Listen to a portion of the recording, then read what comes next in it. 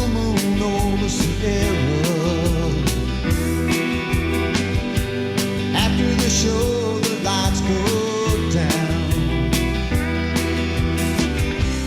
Another rocky road leading nowhere, except back to a lonesome town where I left you, holding on to a dream that someday I'd be coming home. Morning, good afternoon, good evening. I'm Bob Getz, producer and host of this week's show. This week's show is going to be a little bit different as far as being showcased. Due to technical difficulties with camera shots, we ended up having to make it a total radio interview style show. So, without further ado, here I am introducing a young lady by the name of Mandy Shay. Hi, Mandy. Hello. Great to be here. I'll ask you that once we get done. Now, we were talking earlier before our problems occurred with Skype again. That your last name is Shay, S-H-A-Y, and not Shaw. Not Shaw. And not Shaw. And that I actually talked with your dad a couple of times and found him to be a very nice gentleman.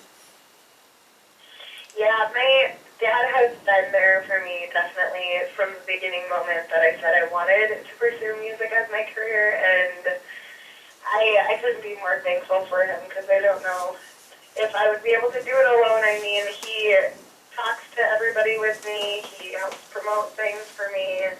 It's just all the help that I need, and it's for my dad, so it's great. Good. Now, that's me playing with the phone.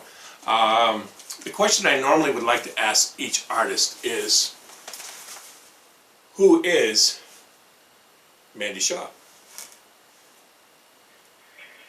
Well, I am almost 21 years old. I've lived in Esteline, small town, about 800 people, my whole life. I grew up here, went to high school here, graduated here.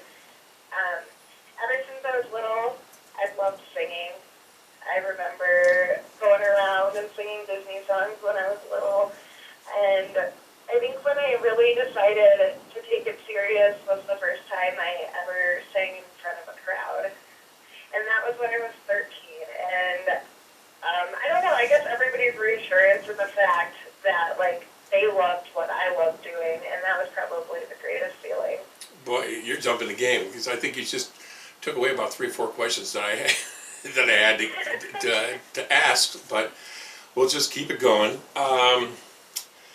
Now, how old were you when you first got started?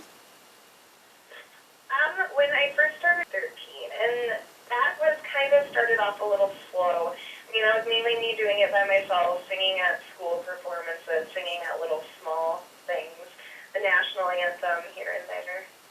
Now, you said you come from a small town of, I believe you said 100. So, obviously, the high school was what, like 50? I graduated with 18 people in my class. So very, very small. I could visualize a one-room schoolhouse with a teacher from the old prairie days. It was a little bit more than that. I mean, K through 12 was all in one building, though, but we did have separate classrooms. Oh, I was gonna say it was like Little House on the Prairie type thing. Not quite that bad.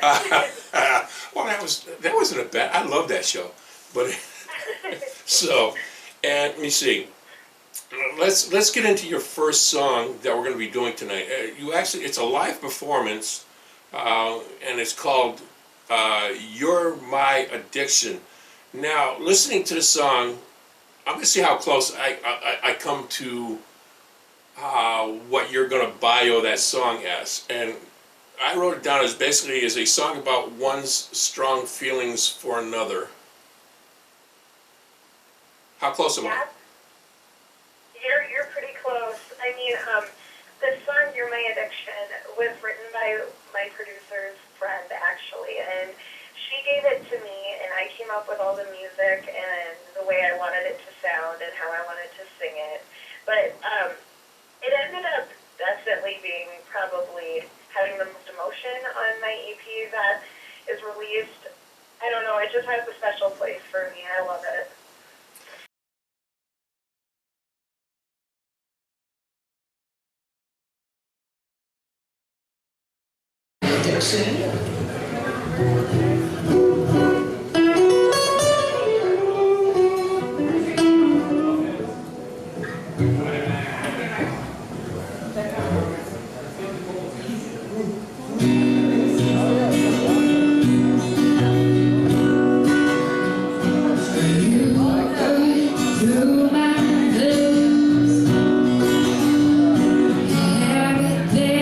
Just can't keep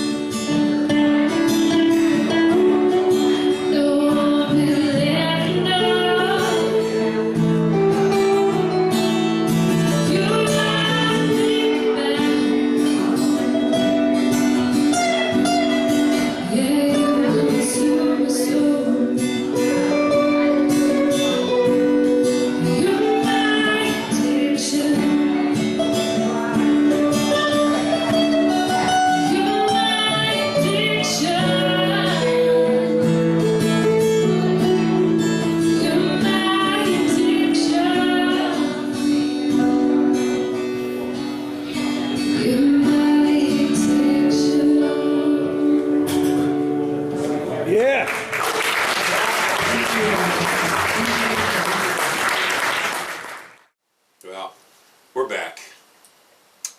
Again, You're My Addiction. That's a heck of a song. And feeling, true feelings, I can understand why this song was written the way it was. So, now, you recorded your first EP. What was the title? The title, we just left it as my name, Mandy Shay. It did kind of go after, though, the song Come With Me was the title. Okay, now, where did you record that? I recorded that in Oklahoma City in an independent label called Lunacy Records, Studio 7.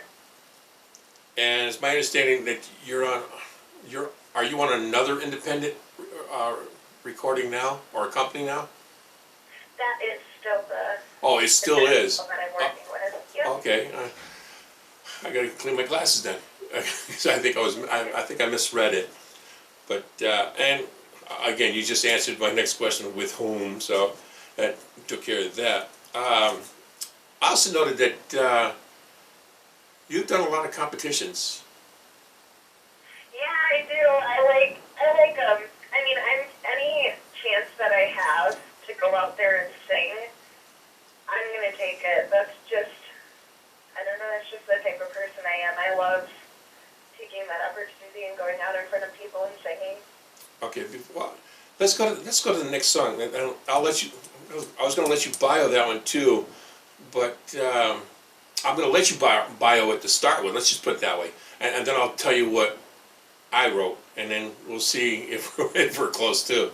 The next song is called "Come With Me," which is a studio video of you performing the song.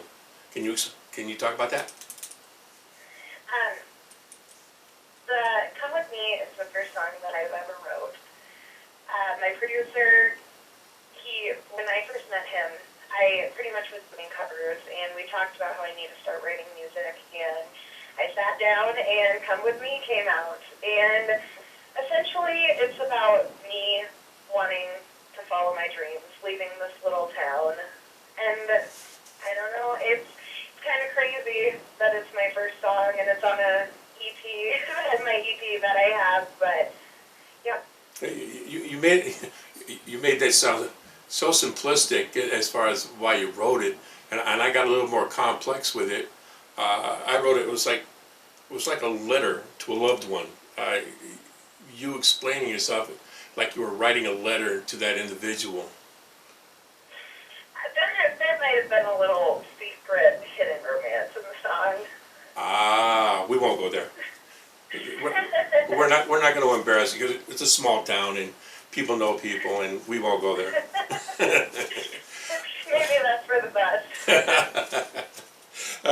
So for you out there, for the best, "Come With Me" by Mandy Shay. Enjoy.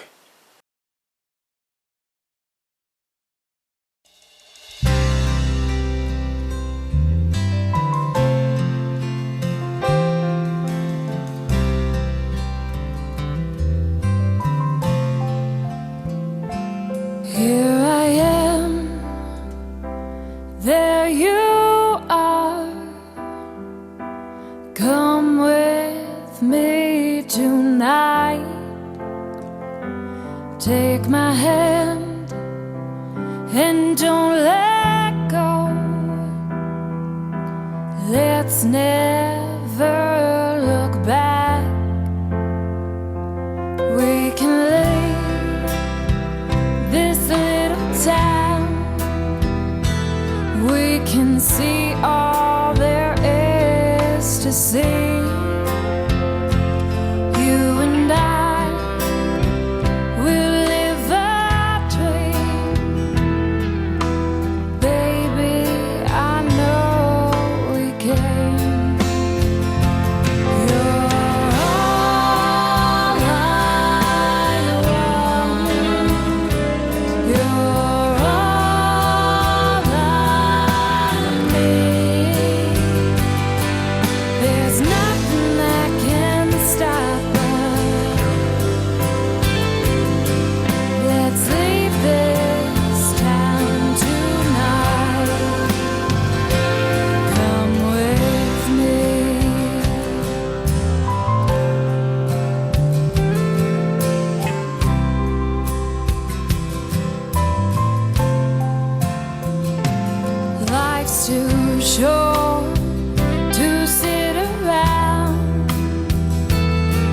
There's no time for regret.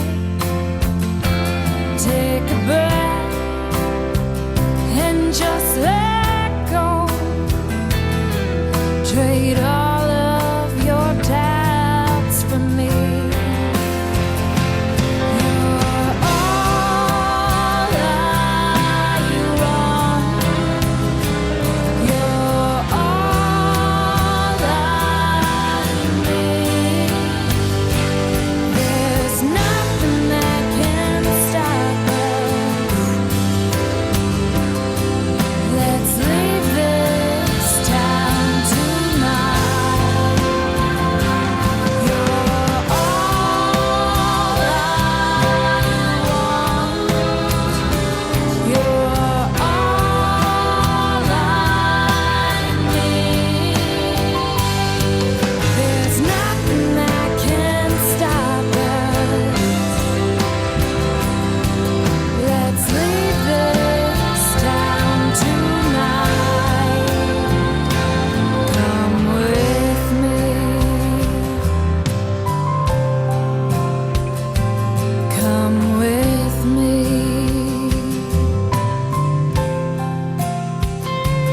Come with me.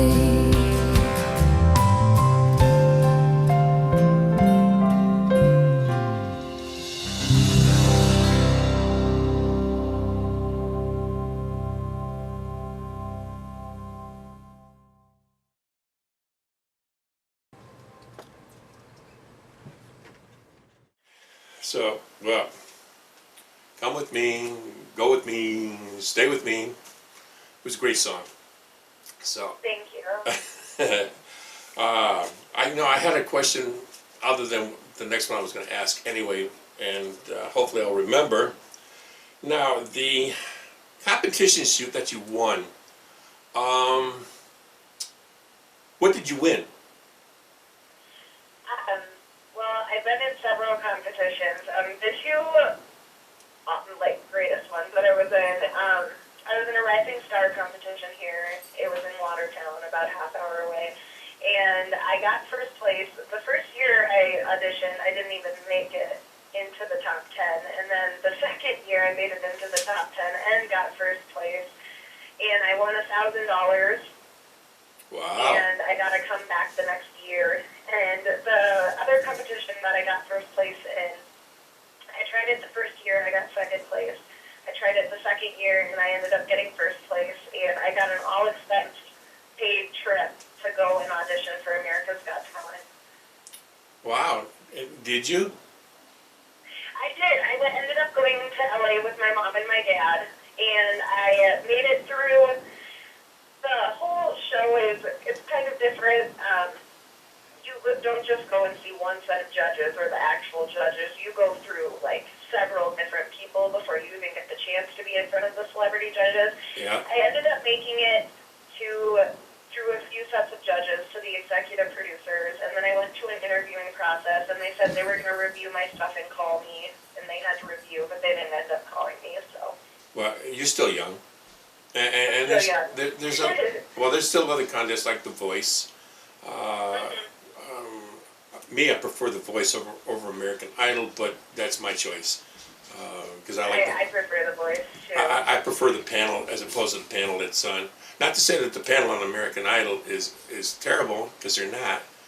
But I just feel like the talent on The Voice is like really top notch. very much so. But now the question that I couldn't think of, but I did now, is can you talk a little bit about your home? Mountains, deserts, prairie, what have you? Yeah, it's mainly like farms. I mean, I don't live by Mount Rushmore. I mean, I'm several hours away from the beautiful hilly part of South Dakota. Around South Dakota where I live is a lot of fields, a lot of farms. I mean, it's beautiful. Like, there's fields, like, during the fall, it gets beautiful and everything. There's a lot of lakes. But, I mean, there's no big cities around or how far are you from the Lakota Nation? Probably about 4 or 5 hours. Okay, see, I'm an old guy, but sometimes I can still remember the Dakotas, the Lakota nations out that way. Yeah, I've been out there before, and it's absolutely beautiful. That's what I understand. I've never been out that way. I mean, I personally used to live in Texas, Arizona, and New Mexico, but I've never been to, let's say, Oklahoma or the Dakotas in any shape or form, which is another question. Now, you mentioned that you did your recording in Oklahoma. How far is that from where you live now? That was about a 10-hour car drive without stops with my mom and my dad. It took us about 12 hours, I think, Well, with stops and eating and all that. that's a lot of dedication on your parents' part. Never mind you, just for the fact that getting you there. That is a lot of time that they're putting into what you like to do. Outstanding. Oh, it is. I mean, I am so thankful for both of them that I have them there to do this with me, because I don't know if I could go out there and just go do it by myself without them. Well, I've got 2 adult girls. They're in their very young 30s. Both were all-staters and all seniors in their prospective high school sports, to where they would be part of amateur athletics in the sports that they were playing in high school. And we did a lot of traveling between Maine and Florida. So I know how your parents feel as far as the traveling part. Make sure that people that need to get somewhere will get somewhere. So Yeah, definitely. now your next song, it's going to sound a little on the nutty side on my part. Now it's well, no, what I've got is talking within yourself, almost like a reassurance of what you believe, and the title is called "Love Wasn't Enough." Yeah, pretty much the title of the song explains the whole song in general. This song was actually written by my producer, Gordon Malboa, and he is just awesome at writing. He came to me, like I told you, I just had started writing right before my EP came out, and it's still something that I'm working on. I'm working on a full CD that I'm going to be coming out with, writing original music for that. And he came to me with his song, Love Wasn't Enough. We changed it up a little bit. I put the music to it, how I wanted to sing it, and it just ended up kind of being a feisty song, and I love it. I love performing it, and I've gotten into it and kind of taken the words upon myself. I mean, I think a lot of people can say that they've been in a situation similar to that of the song. Now, do you have a band, or is this a solo act with musicians behind you? As of right now, I am just solo with my acoustic guitar. When I went and recorded my EP, those were people that my publisher, Dave, and my producer, Gordon, musicians that work for Lunacy Records. Well, for you out there, here's Love Wasn't Enough. Never is. Here's Mandy Shay. So, take it away, Mandy.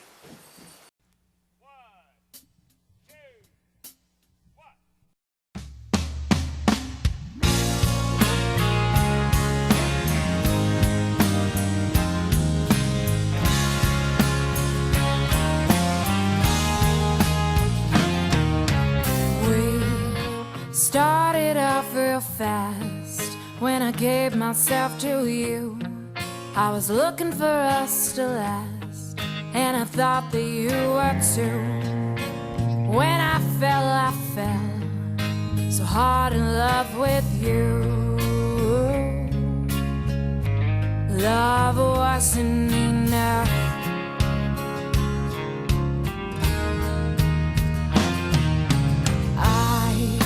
Should have learned by now. I'm still moving going too fast, flying away from you. Gotta get far away. I really wanted to trust in you.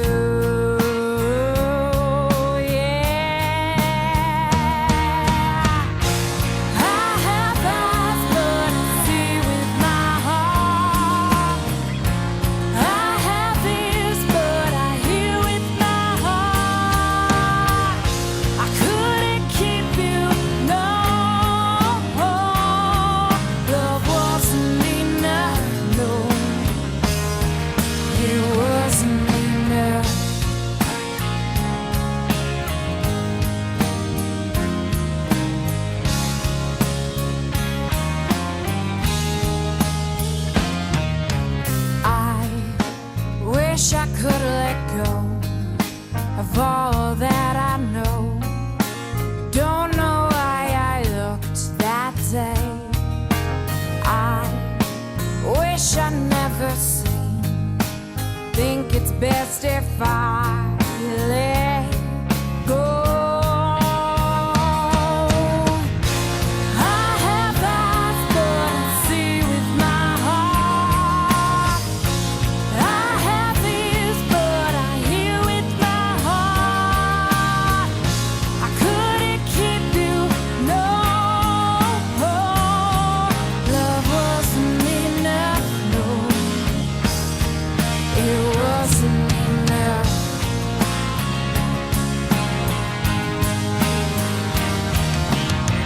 Those names in your phone are like knives in my heart.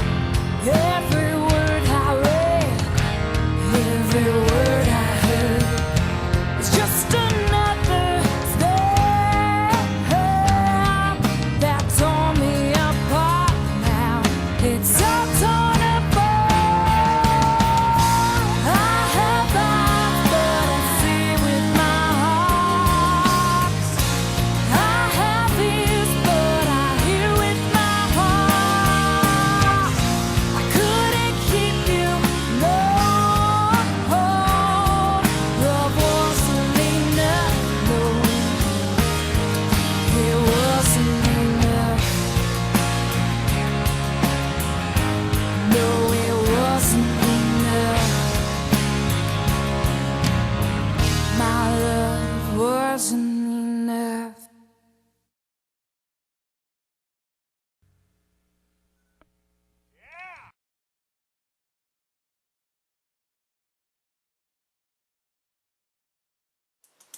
We're back, and believe me, I just took my foot out of my mouth, but we won't go there. Mandy, knowing that we are at the end of the interview, by the way, if you hear a dog bark, that's our rescue pit bull that we rescued about 4 or 5 months ago. So My dog's here with me too. He hasn't made any noises yet, so. yeah, but ours does. So, but anyway, websites. Are there any websites that should any of our listeners or patrons wish to ponder? What do you have? Well, I have my Facebook page, which is generally where I post my gigs, all updates with me, and you can look that up and like it at Mandy Shay Music. I also have a Reverb Nation page, and that has all 3 songs from my EP on it that you can listen to the songs. Is that also Mandy Shay Music? What? Is that also Mandy Shay Music? It's just Mandy Shay. Oh, okay. And you can go on there and you can look up my music and everything. My music is also on Spotify and all that great stuff. Well, I've listened to all 3, and you said you actually have 2 more songs that you haven't yet recorded, but you have performed them? Yes. I have a song called Take a Chance on Me and Walk Away. Those 2 songs will be going on my full CD when it's released. I just have yet to record them in the studio. So there's a bunch of great things that I'm planning in my future in the summer, in the fall, that if you go on my music pages, you can stay up to date with them. A lot of big things happening, a lot of big performances, new songs coming out, and those are all things that you can see on my music pages. I like to put them out there for people to listen. So, we'll be able to reconnect and talk about your new music in the future? Definitely. I sure hope so, but hopefully the Skype will be working properly. So, I'll get a camera by then. well, it's the camera for you, audio for me, so we'll get it. Hopefully we'll get it. We'll get it down. We certainly will. So, first off, we here at OmnTV, meaning me, myself, and I, wish to thank you for allowing us into your home for this interview. Though we couldn't see the home, but we did listen to the vocals. That's great. I'm glad that I got the chance to talk with you. Thank you for keeping me in mind. It was fun. Wow, what we have to do is we have to thank Sue Walton on this, because she's the one that put me in touch with you and your dad, and to take it from there. And Sue is just great. She has helped me so much just out of the kindness of her heart. She has helped me get a few different gigs in Nashville while I'm up there. She's been promoting my music to other people, and she's just doing it all out of the kindness of her heart, and I'm so grateful to her for that. Well, Thank you, Sue. Well, yeah, again, Sue, thank you as well. Well, earlier last year, we showcased a museum by the name of Mark Twain. Actually, it was the Mark Twain House Museum in West Hartford. We did so well when we actually showcased it that we decided to bring it back and re-showcase for those who did not have the opportunity to see it the first time. So, for you out there, here's an encore of the Mark Twain House Museum tour. I hope you enjoy. But the second half hour, as you can see, the building behind me is owned by a gentleman by the name of Samuel Langhorne Clemens. I'll get it right, but his alias name is Mark Twain. I'm going to let the individual who's going to be coming in very shortly, Jacques Lamars, tell you what and where Mark Twain's name came from. So, at this point, first thing I want to do is give you a little tidbit on Mark Twain. Sort of like summarizing his whole life from the day he was born to the time he died. Back in 1909, Twain is quoted as saying, "I came in with Halley's Comet in 1835, and it's coming again next year, and I expect to go out with it. It will be the greatest disappointment of my life if I don't go out with Halley's Comet." And the Almighty said, "No doubt. Now, here are these two unaccountable freaks. They came in together, and they must go out together." Mark Twain died of a heart attack on April 21st, 1910. Believe it or not, a heart attack the day after the closest point that Halley's Comet came to Earth. Well, right now, I want to introduce Jacques Lamars. And I got his last name correct this time. How you doing, Jacques? Good. How are you? Can you tell us a little bit about this house in particular, and how long you've been here, so we can give a little tidbit on yourself as well? Sure. You can hang on to the mic if you All want. right. Well, I've been here 4 years as the Director of Communications and Special Programs for the Mark Twain House and Museum. And it's been such a privilege working at this amazing National Historic Landmark. Last year, it was selected by National Geographic as one of the 10 best historic houses in the world. So to have this asset right here in our community is amazing, and it is the home of Mark Twain, aka Samuel Langhorne Clemens, who lived in this house for 17 years. He only built 2 houses during his lifetime, both of them in Connecticut. The other house was in Reading, Connecticut at the end of his life. It's where he was when he died in 1910. That house burned down, so this is the only one in Connecticut that you can visit that he built specifically for himself. He was not born here, was he? No, he was born in 1835, November 30th, 1835, in Florida, Missouri. A lot of people think he was born in Hannibal, which is where he moved when he was a few years old with his parents. And when he achieved 5th grade, his father passed away, and his mother took him out of school to make him help start, contributing to the family finances. Didn't he use Hannibal as a reference point for his adventures to Huckleberry Finn and Tom Sawyer, another familiar name from the Mississippi, I believe. But was that name St. Petersburg? Yeah, it was called St. Petersburg in The Adventures of Tom Sawyer, Adventures of Huckleberry Finn, Life on the Mississippi, which is a very autobiographical piece. Plus it factors into other books like Tom Sawyer Abroad and Tom Sawyer Detective. Prince and the Pauper did he write that here? While he was in the house, during the 17 years that he lived in the house, is when he wrote Tom Sawyer, Huck Finn, Prince and the Pauper, Connecticut Yankee and King Arthur's Court, Life on the Mississippi, A Tramp Abroad, and a book called Sketches Old and New. He didn't write them just in this house, though. He was here fall, winter, spring. In the summers, they would go to Elmira, and he was actually able to be a little bit more productive with his time. But we know, for example, he wrote most of Prince and the Pauper here, and wrote most of Huckleberry Finn in Elmira, but worked on both books in both places. Now, he married a young lady she was affluent. Yes, he married a woman named Olivia Langdon.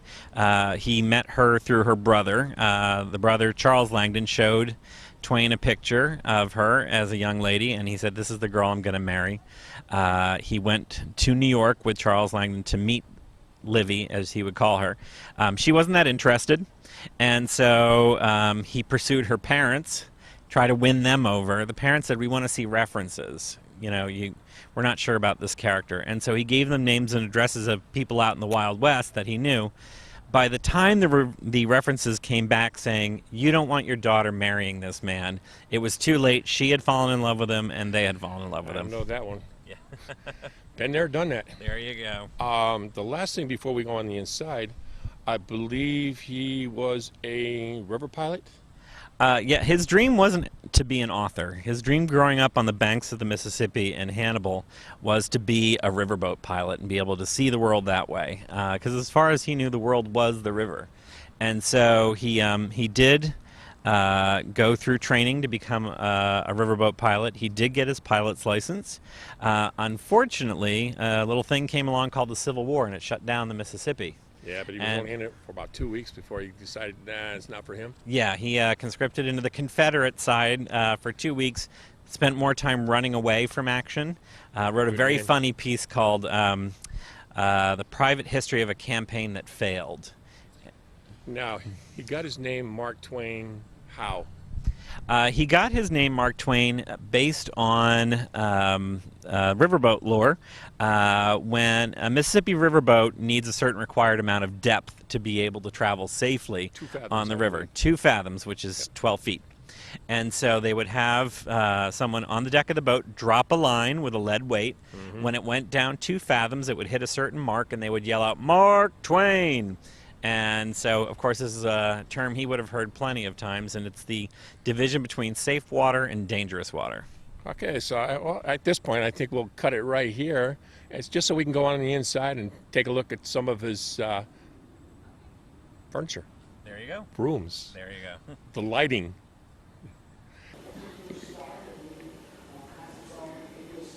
Jacques, this is a great little room as far as my height is concerned. What room is this? This is the drawing room. This is where the Clemens family would do a lot of entertaining when guests first arrived in the house.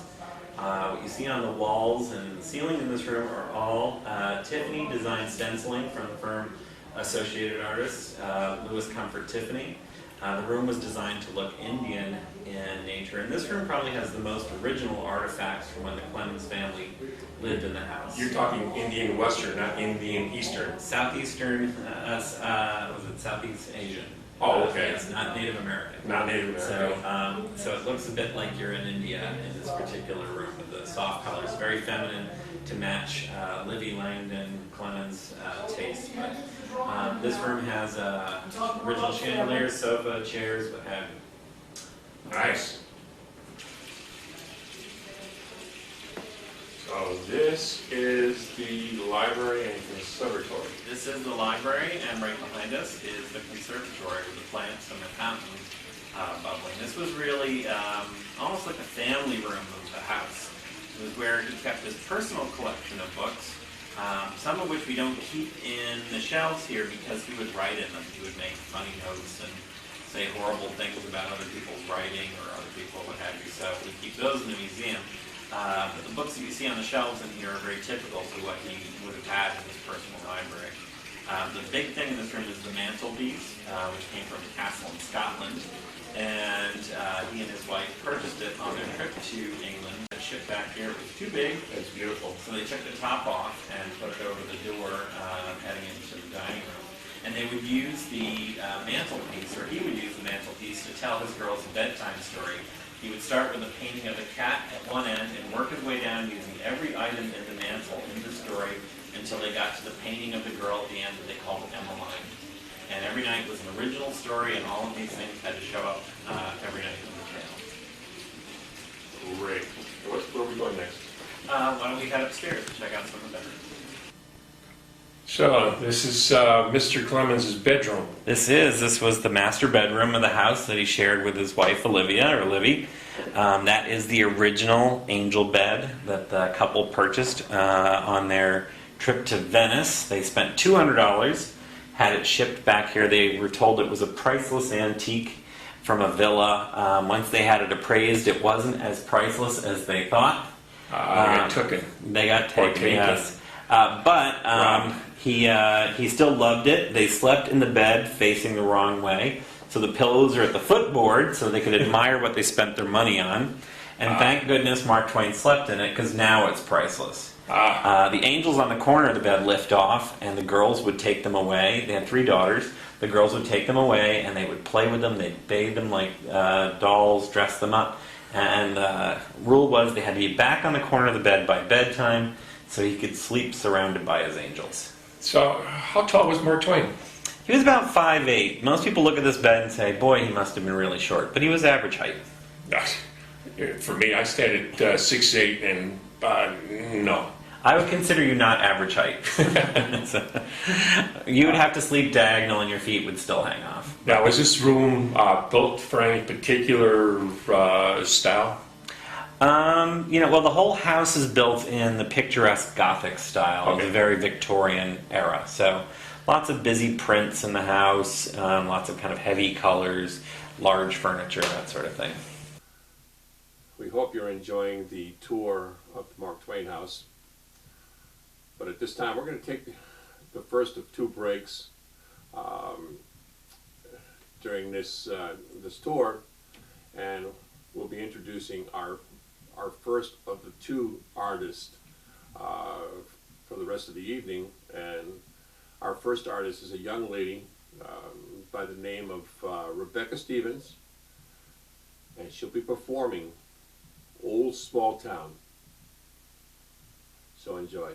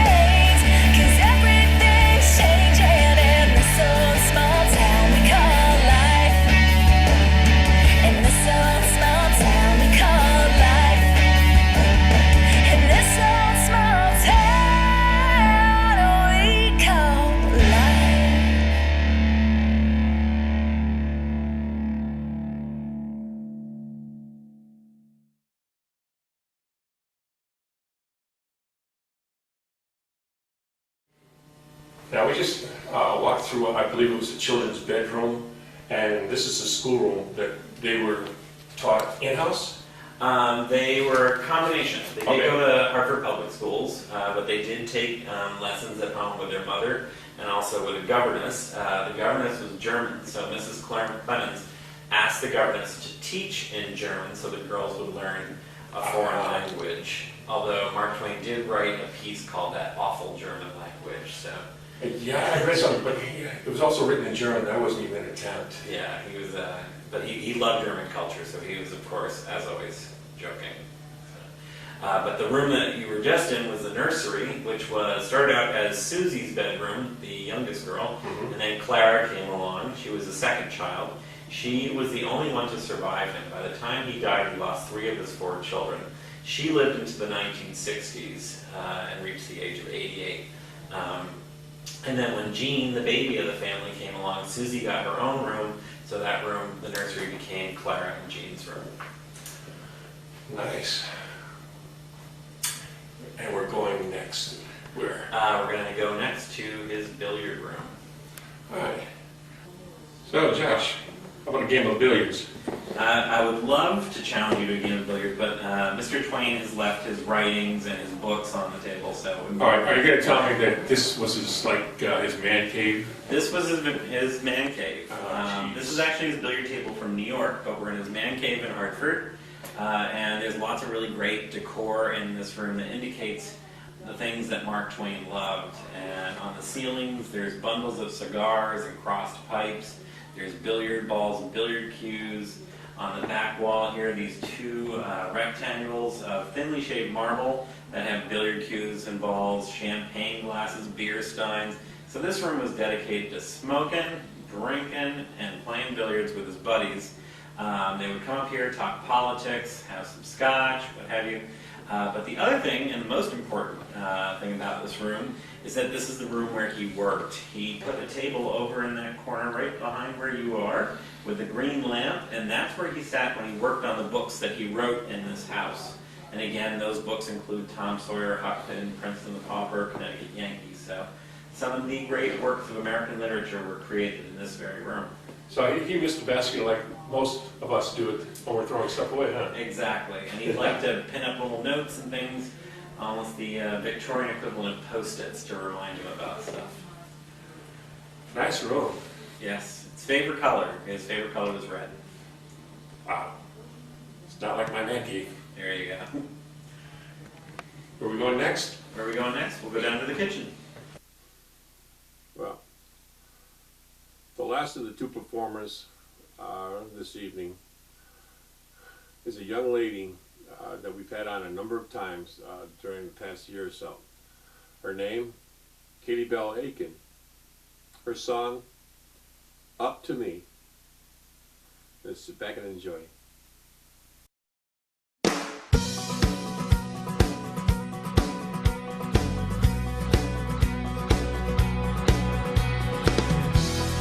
You can't do that, it's way too hard. You'll never get that far.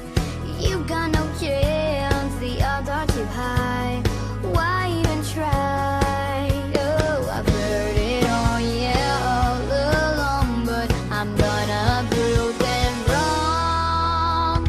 It's up to me who I'm gonna be, and playing it safe is not my destiny. No, a leap of faith, a chance I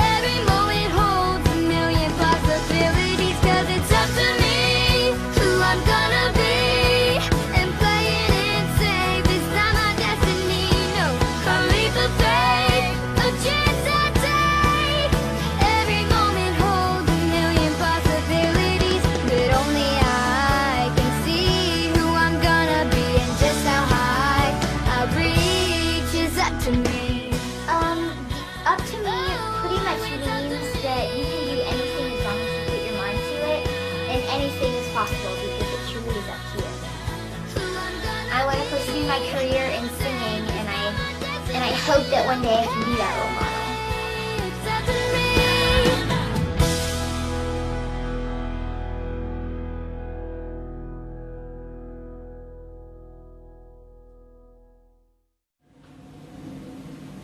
Jacques, I want to thank you for allowing It's been a pleasure. It was a great tour. I hope everybody that watches this video looks at it and says, wow, I'm in the area. I may come down. Yeah, we didn't even show you the half of the room, so you gotta. We took what we thought was the best attributes of the house. So there was many more attributes to this house. And believe me, if you don't come, you're going to be missing a lot of things.